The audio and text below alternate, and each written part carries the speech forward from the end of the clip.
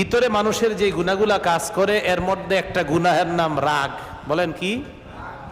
রাগ চিনেননি আপনারা? আপনারা রাগ হয়েছেন কেউ কখনো?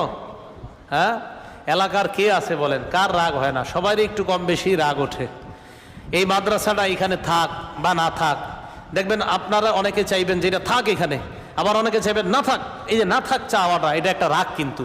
তো এই যে রাগ হওয়াটা, এগুলা দিল থেকে আসে। রাগের আরবি হলো গদব, গদবের বাংলা হলো রাগ। এই গদব কাকে বলা হয়?